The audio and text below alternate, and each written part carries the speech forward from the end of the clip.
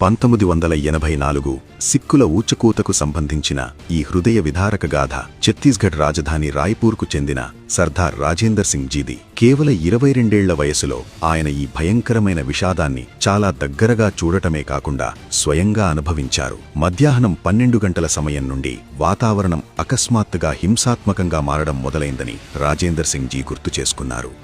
గుంపులుగా ప్రజలు వీధుల్లోకి వచ్చారు. కాంగ్రెస్ మద్దతు ఉన్న గూండాలు సిక్కులను ఏరికొరి చంపడం ప్రారంభించారు. ఇంతలో మా ఇంటి ముందే అల్లరిమూక గుమిగూడింది. వారి రెచ్చగొట్టే నినాదాలు గుండెలను పిండేశాయి. పగలగొట్టండి పగలగొట్టండి అని అరుస్తూ కొందరు కర్రలతో తలుపులపై బాదడం మొదలుపెట్టారు. ఆ క్షణంలో ఇదే మా చివరి క్షణం అనిపించింది. కానీ అప్పుడు మా పొరుగున నివసించే ఆర్ఎస్ఎస్ ప్రచారకులు డాక్టర్ శివగోవింద్జీ, భీష్మలాల్జీ తామ్రకార్జీ, ఇతర ఆర్ఎస్ఎస్ స్వయం సేవకులతో కలిసి వచ్చారు. వారు మా ప్రాంతంలోని సిక్కు కుటుంబాలందరి ప్రాణాలను కాపాడారు.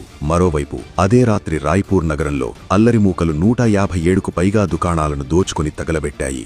ఆ కాలిన వాటిలో మా దుకాణం కూడా ఉంది. అల్లర్లలో మా ఆస్తిపాస్తులన్నీ బూడిదయ్యాయి. కాని ఆర్ఎస్ఎస్ స్వయం సేవకుల వల్ల ఒక్క అల్లరిమూక కూడా మా కుటుంబంపై చెయ్యి వెయ్యలేకపోయింది.